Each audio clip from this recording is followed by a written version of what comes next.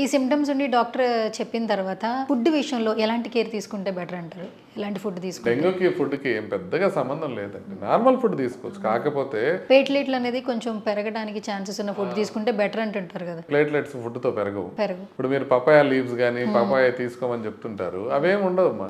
అవి దానివల్ల ఏం ప్లేట్లెట్స్ పెరగవు. ప్లేట్లెట్స్ ఆటోమేటిక్గానే పెరుగుతాయి. ఇప్పుడు మీరు మోడర్న్ మెడిసిన్లో కూడా మీరు ప్లేట్లెట్లు పెరగడానికి ఏం మెడిసిన్స్ ఇవ్వరు. అసలేం మెడిసిన్స్ ఉండవు ప్లేట్లెట్స్ పెరగడానికి, అవి ఆటోమేటిక్గా పెరుగుతాయి. మరి హాస్పిటల్స్ డాక్టర్స్ ఏం చేస్తున్నారంటే ఆ ప్లేట్లెట్స్ బాగా తక్కువ ఉన్నప్పుడు ఎక్కించడం, మిగతా టైంలో మానిటర్ చేసుకొని చూసుకోవడం. ప్లేట్లెట్స్ ఎంత ఉన్నాయి, ఇప్పుడు 10,000 12,000 అవుతున్నాయి అనుకోండి, అప్పుడు మానిటర్ చేసుకొని దానికి ప్లేట్లెట్స్ ఎక్కించడమే జరుగుతుంది తప్ప ప్లేట్లెట్స్ పెరగడానికి మెడిసిన్స్ ఉండవు. ఇది డెంగ్యూ వచ్చిన తర్వాత ప్లేట్లెట్స్ తగ్గిపోవడం ఎంత కామనో, తగ్గిన తర్వాత అవి ఆటోమేటిక్గా పెరగడం అంతే కామన్. కాబట్టి మీరు చాలామంది మేము పపాయ లీవ్స్ తిన్నాము, లేకపోతే ఆ జ్యూస్ తాగాము, లేకపోతే ఆ ట్యాబ్లెట్లు వేసుకున్న తర్వాత పెరిగింది అంటే అది నార్మల్గా పెరిగే లక్షణాలు పెరగటమే, అది ఆటోమేటిక్గా పెరగటమే తప్ప దానివల్ల పెరుగుతుంది అనడానికి ఏమీ ఆధారాలు లేవు.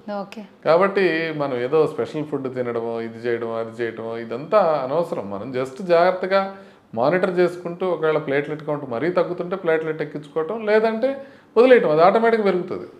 నాకు వచ్చింది డెంగ్యూ. నాకు డెంగ్యూ వచ్చినప్పుడు కూడా నాకు ప్లేట్లెట్స్ పడిపోయినాయి, బట్ ఆటోమేటిక్గా ఇవి రికవర్ అయిపోయినాయి, దానికి ఏం చేయలేము. ఆల్మోస్ట్ ఒక 6-7, ఇప్పుడు కాదు, నాకు 2019లో వచ్చింది. ఒక 6-7 రోజులు 104, 105 ఫీవర్ ఉంది. ఏం చేసేది లేదు, జస్ట్ వెయిట్ చేయడమే, అదే ఆటోమేటిక్గా తగ్గుతుంది. ఫీవర్ తగ్గేటప్పటికి ప్లేట్లెట్స్ తగ్గుతాయి, అదొకటి గుర్తుపెట్టుకోవాలి.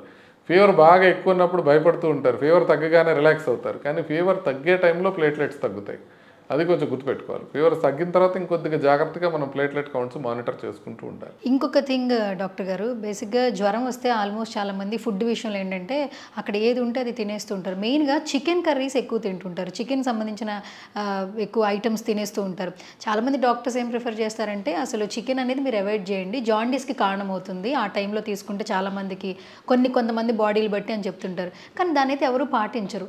ఎంతవరకు అది నమ్మొచ్చు అంటారు? నిజంగా జ్వరం వచ్చిన టైంలో బాగా ఫీవరిష్గా ఉంది, ఆ టైంలో చికెన్ అనేది ప్రిఫర్ చేయొచ్చా, చేయకూడదా? బాగా ఎంత ఫీవర్ వచ్చినప్పటికీ కూడా మనకి చికెన్ తినడం వల్ల జాయింట్ పెయిన్స్ రావటం కానీ, చికెన్ తినడం వల్ల జాండీస్ రావటం కానీ జరగదు.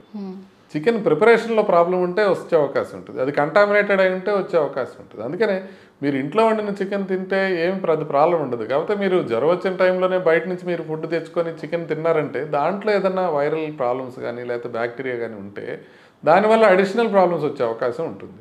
అది చాలా జాగ్రత్తగా ఉండాలి. ఎందుకంటే నార్మల్గా మనం ఇష్టం వచ్చినట్టు ఎక్కడ పడితే అక్కడ బిర్యానీ తిన్నా కూడా ఏం కాకపోవచ్చు, కానీ జ్వరం వచ్చిన టైంలో మన ఇమ్యూనిటీ తక్కువగా ఉంటుంది. కాబట్టి మీరు ఆ టైంలో కనుక బయట నుంచి ఏదైనా ఫుడ్ తిన్నప్పుడు ఇంకా ఎక్కువ ఎఫెక్ట్ అయ్యే అవకాశం ఉంటుంది. కాబట్టి జాగ్రత్తగా ఉండాలి. అంతే తప్ప చికెన్ తినడం వల్ల జాయింట్ పెయిన్స్ కానీ, చికెన్ తినడం వల్ల జాండీస్ కానీ రావు. కాబట్టి శుభ్రంగా తినచ్చు. ఈవెన్ జాండీస్ వచ్చినా కూడా చికెన్ తినచ్చు, కానీ మనకి ఇంట్లో బెటర్. కానీ బట్ జాండీస్ వచ్చినప్పుడు కూడా ప్రోటీన్ ఫుడ్ కింద చికెన్ తీసుకోవచ్చు, అదేం ప్రమాదం ఏం కాదు, శుభ్రంగా తినచ్చు.